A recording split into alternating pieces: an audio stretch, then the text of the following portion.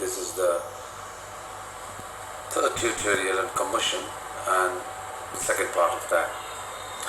In the first part of this tutorial, we have discussed about the fuels, its specifications, the analysis of various fuels, and how to theoretically calculate the GCV and NCV of the solid, liquid and gaseous fuel. In this part of this tutorial training, we will first do the calculations of minimum theoretical air required for complete combustion, which is also known as the stoichiometric air. And we are also going to do the calculations of flue gas composition. Okay, starting with the assessment of the air. Now, we will first do it for the solid and the liquid fuel. Now, for the solid and the liquid fuel, we will revisit the conversion of the combustion reaction of molar reaction to mass reaction conversion, right? We have done a part of it, if you remember, in the first part, that is for the hydrogen. So this time we are going to start with carbon reaction. So when carbon reacts with oxygen and undergoes the complete combustion, the result will be CO2. From this chemical equation, we can understand that 1 kilomole of carbon is going to react with 1 kilomole of oxygen. The result will be 1 kilomole of CO2. We know the mass of 1 kilomole of carbon, which is 12 kg, and mass of 1 kilomole of oxygen, which is 32 kg. So 12 kg of carbon is going to react with 32 kg of oxygen. The result will be 44 kg of CO2. So from there we can understand that 1 kg of carbon is going to react with 2.67 kg of oxygen when it undergoes the complete combustion reaction. So for complete combustion of 1 kg of carbon, we will require 2.67 kg of oxygen, and the result will be 3.67 kg of CO2. We have already done the similar conversion for hydrogen. We know 2 kilomole of hydrogen reacts with 1 kilomole of oxygen. Therefore, 4 kg of hydrogen reacts with 32 kg of oxygen. Result is 36 kg of H2O. And 1 kg of hydrogen is going to need 8 kg of oxygen to become 9 kg of H2O. The same concept if we go for the third combustion reaction for sulfur. Sulfur requires oxygen to become SO2 in the proportion of S plus O2 is equal to SO2.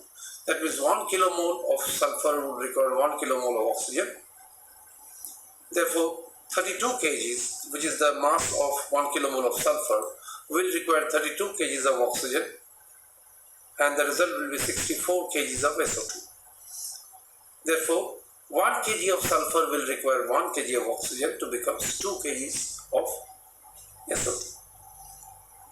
So, if I summarize this mass combustion reaction,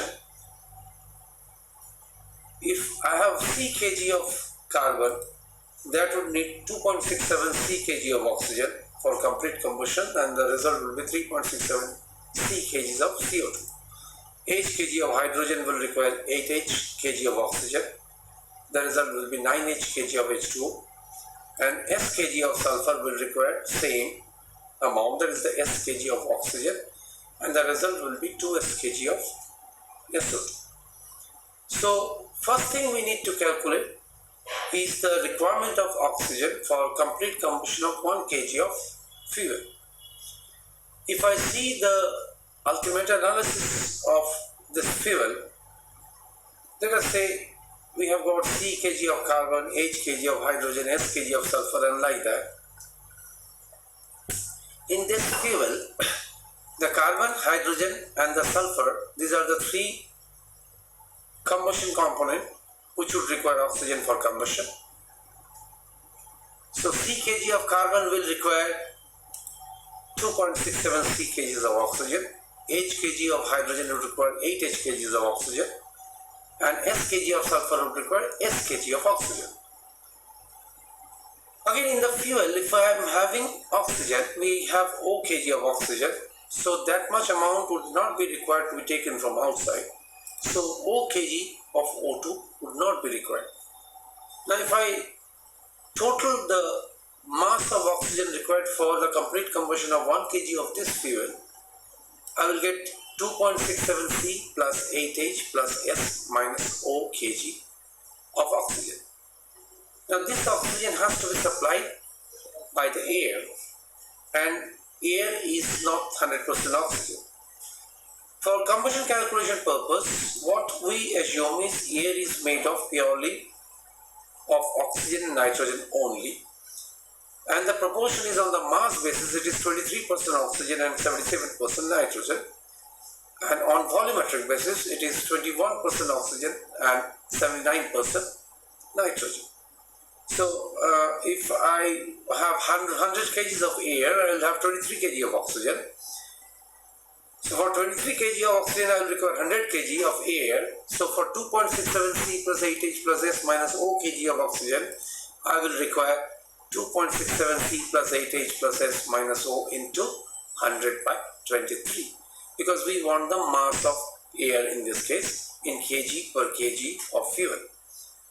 Now this particular equation, which tells you or which shows you how to calculate the minimum theoretical air required for complete combustion, is going to be very useful for combustion calculation. In most of the combustion calculation, actually you'll have to start with this particular equation. In this, what you get is the minimum theoretical air. The denotation is, we denote it by TA, theoretical air, right? Now, suppose I want to put it in an example. Let us say we have the ultimate analysis of the fuel. This we have already seen, the same ultimate analysis. And we want to calculate the minimum theoretical air required for the complete combustion of 1 kg of this fuel. So, like earlier also we have done this. What we first do is total it, see whether it is 100 or not. If it is 100, there is no problem. If it is not, then you have to account for the one which is not there as non-combustible. Then the second thing what we do is we convert the fraction analysis or the mass analysis of this. So we get 0.411 kg of carbon per kg of fuel, 0.0276 kg of hydrogen per kg of fuel, and so on. So once we know the kg of carbon, hydrogen and sulfur and oxygen in 1 kg of this fuel, I can use the formula for minimum theoretical air required for complete combustion and calculate the minimum theoretical air as 5.32 kg per kg of fuel. Now, if you try to understand the significance of this air, it shows it's already minimum theoretical air, right? That means even on paper, if you supply less air than this amount, then on paper the combustion will not be completed, right? Leave aside the condition in actual furnace, even on paper you will have incomplete combustion. So this is the minimum air that you have to supply. In actual, you'll have to supply a little more, right? And that is called the excess air. We'll come to that later on. First, we will see how to calculate the minimum theoretical air for gaseous fuel.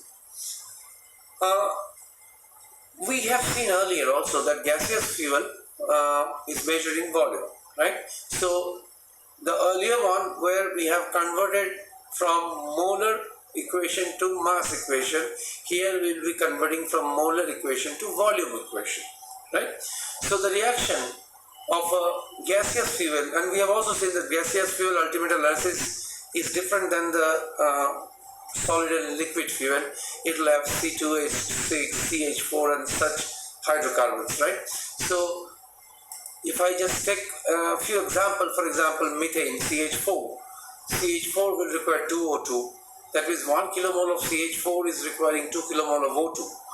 Now, if I want to find out the Nm cube, that is at NTP, since the temperature and pressure is same in all the cases, we know that the volume is proportional to the number of molecules.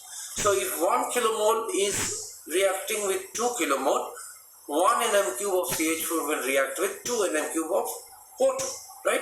So we are getting the volumetric requirement of O2 here. Similarly, we can do it for several other hydrocarbons, for example C2H2. It's important to balance it, okay? So balance it very carefully. What I would suggest is simple balancing is you start with the left hand side, right? So you start with C. There are 2 atoms here.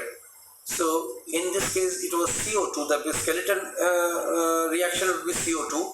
So you can add 2 to convert this 1 atom of C into 2, right? Then you go for H2. Here it is 2 atoms of H2. Here it is 2 atoms of H2. So there is no requirement of balancing. So then you calculate how much oxygen is on the right hand side. 4 here and 1 here, that is 5. So 2.5 O2 will balance the reaction. Similarly, you can go for the same understanding that 1 kilomole of C2H2 is requiring 2.5 kilomole. Therefore, 1 nm cube of C2H2 will require 2.5 nm cube.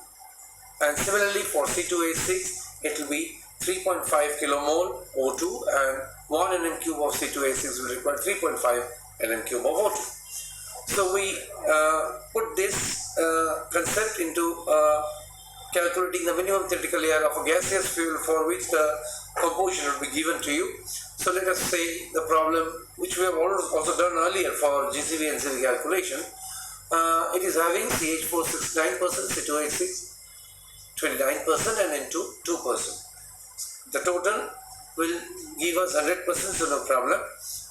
And in this, the first thing you write down is the molecular reaction, right? So 0.69 nm cube of CH4 will take part and 0.29 nm cube of C2H6 will take part in 1 nm cube of this gaseous fuel combustion. So the molecular reaction will be CH4 plus O2, balancing it will be 2O2. 1 nm cube of CH4 will require 2 nm cube of O2. We have got 0.69 nm cube of CH4, so 0.69 will react 2 into 0.69, that is 1.38 nm cube of O2. The other combustible is C2H6. So C2H6 will require 3.5 O2. 1 nm cube of C2H6 will react with 3.5 nm cube of O2. And we have got 0.29 nm cube in 1 nm cube of this fuel. So 0.29 nm cube of C2H6 will require 1.02 nm cube of O2. So the total O2 requirement in nm cube per nm cube of this fuel will be 2.40 nm cube. Now we have also seen that the volumetric composition of air is 21% O2 and 79% N2. So to get 2.4 nm cube of O2, we will require 2.4 into 100 by 21, that is 11.43 nm cube of air per nm cube of fuel, which will be the minimum theoretical air required for complete combustion of 1 nm cube of this fuel. So this is how we do the minimum theoretical air calculation for gaseous fuel, which is, as you must have seen, much easier than the solid and liquid fuel. Now, the next thing is, as I told you, that minimum theoretical air would not be sufficient to ensure complete combustion in the actual furnace condition, right? So what we do, we put a little excess air to ensure complete combustion inside the furnace, right? And it is always denoted as percentage, right?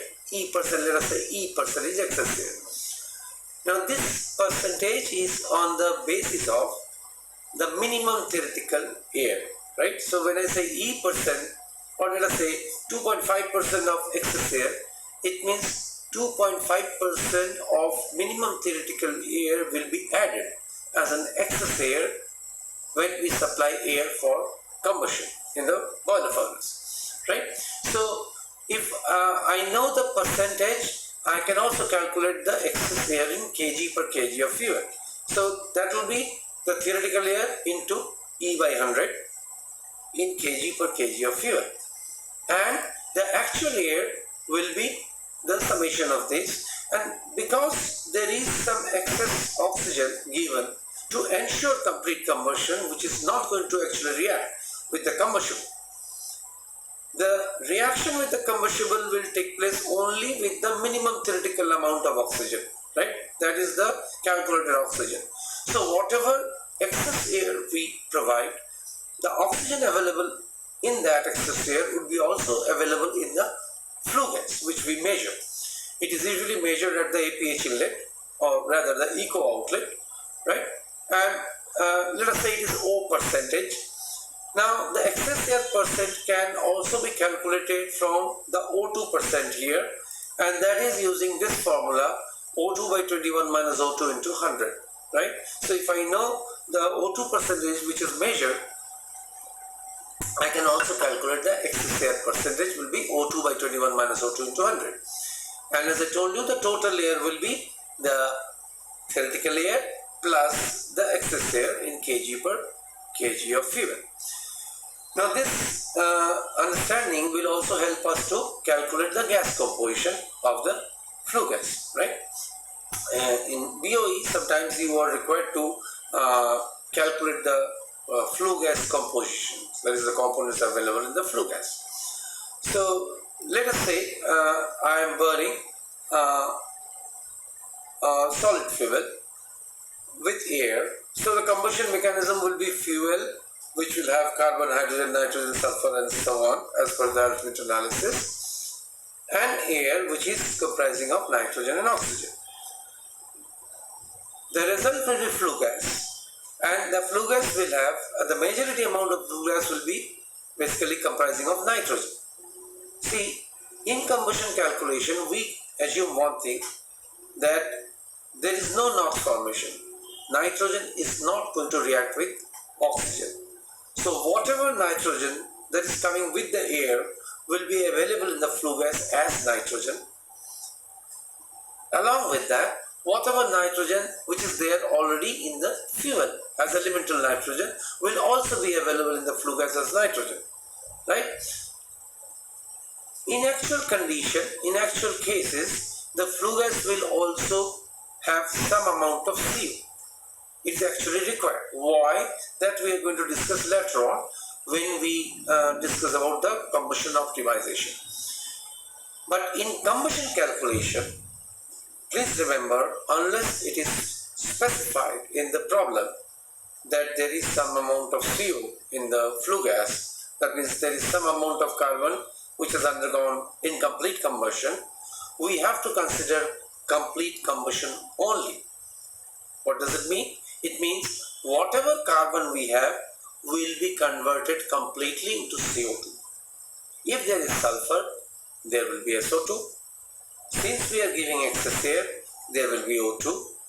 And because of the hydrogen combustion and the moisture in the air, there will be some moisture in the flue gas, right? So this will be the flue gas composition.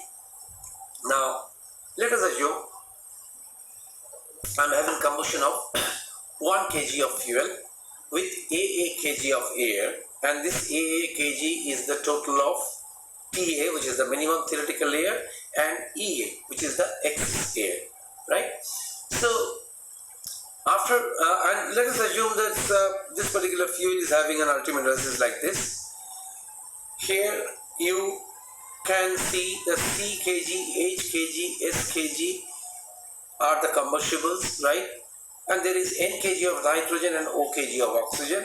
This O kg of oxygen will be taken into consideration in the minimum theoretical air, right? So first what we need to do is we need to write down the flue gas compositions: nitrogen, CO2, SO2, O2 and H2. SO2 because there is sulfur in the fuel, O2 because we are giving excess air. Now when I want to calculate the mass of these components, as I told you, the N2 will be coming from the actual air. Whatever the nitrogen that is available in the actual air will come here as N2, and the nitrogen in the fuel. So N2 will be 77% of actual air by mass plus N kg per kg of fuel. I told you carbon is considered to be undergoing 100% complete combustion. So the total carbon C kg is becoming CO2, and we have seen that 3.67 kg carbon dioxide forms from 1 kg of carbon. Therefore, the CO2 will be 3.67 C here. Sulfur also we have seen that if S kg of sulfur is there, 2 S kg of SO2 will form as a combustion reaction. Okay, and the oxygen in the flue gas will come only from the excess air. This oxygen is, we have already taken into consideration into the minimum theoretical air, we have deducted it, right? So whatever oxygen will come in the flue gas will come only from the excess air. And we know 23% is by mass oxygen in air. So 0.23 into EA will be the oxygen in the flue gas. H2O will come from the hydrogen, which is 9 times H, and from the H2O already available, which is M. So H2O will be 9H plus M kg of fuel. This is how we calculate the flue gas composition. Now, many a times you would require to find out this compositions or the analysis on dry gas basis. You may also have to find out the mass of the dry gas. So when you say dry gas, what does it mean? It means that we will not consider the H2O part, right? So we will only consider the N2O, N2, CO2, SO2 and O2. That is the dry gas composition. And the total dry gas mass will be the total of this 4, right? So I can make it a formula: 0.77A plus N plus 3.67C plus 2S plus 0.23 EA, right? This is a very, very useful formula.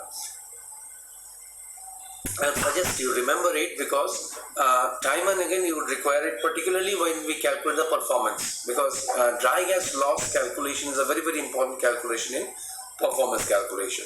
So this is how we calculate the dry gas mass in kg per kg of fuel. Let us put this into one example.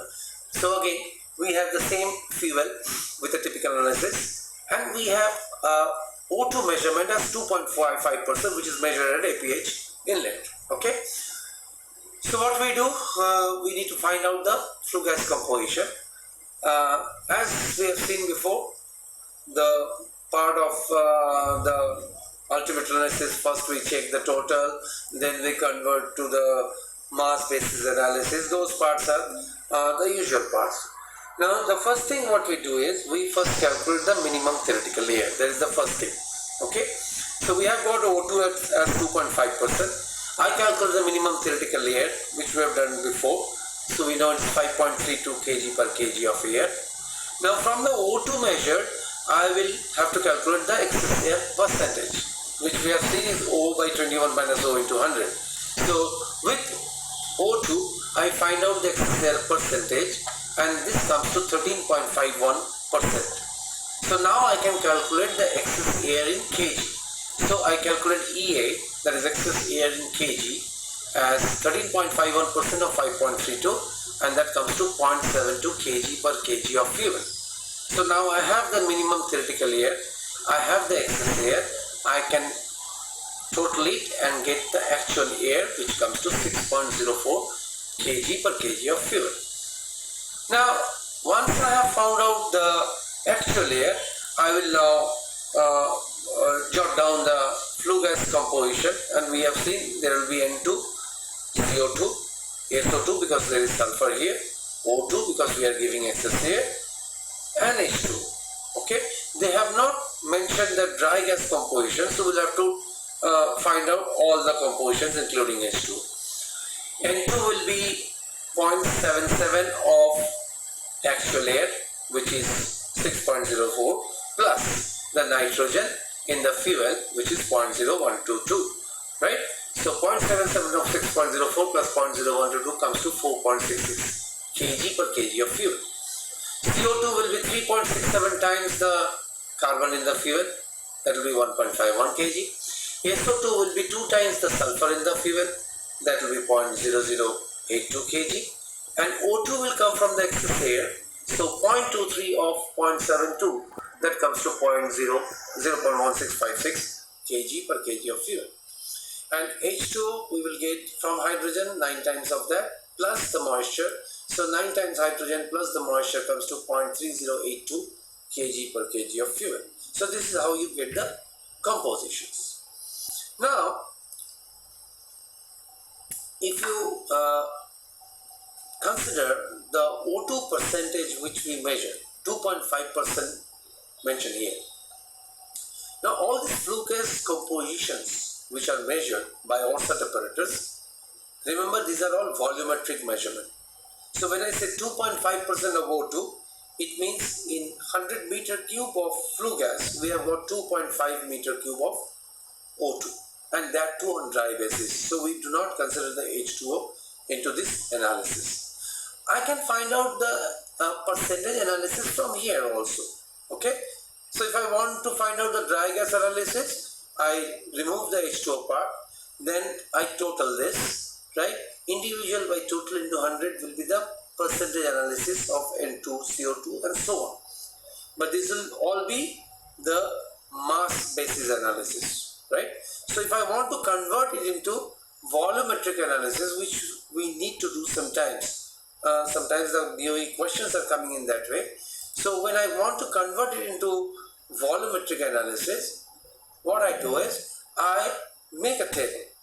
Okay, I make a table. I first keep the constitutions here, N2, CO2, SO2 and O2 on dry gas basis. I put the mass in the second column. This is column A. So 4.664 nitrogen, 1.514 CO2 and so on.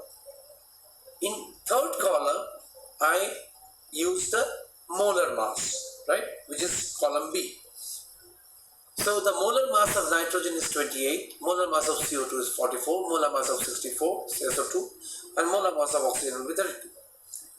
Now if I know the mass and if I know the molar mass, I can find out the number of kilomoles, right?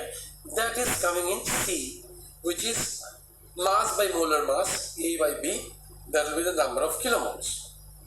Now remember, since flue gas, all these compositions are at the same temperature and pressure, whatever the number of molecules proportion is there, same would be the volumetric proportion, right? So what I do is, if I want to find out the volumetric analysis, I first find out the mole fraction, right? So C by sigma C, all the number of kilomoles would be mentioned here, total of that will be sigma C.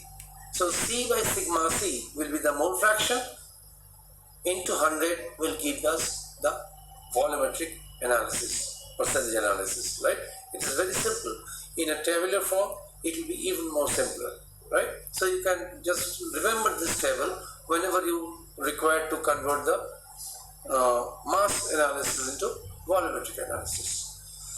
So I summarize here, in the next tutorial, we are going to conclude the combustion topic. We will discuss first the 3 T's of combustion, which is a very, very important aspect of combustion. The understanding of 3 T's, its significance on combustion, right? And we will talk about the combustion optimization process, right? How can we optimize the combustion? Till then, thank you very much.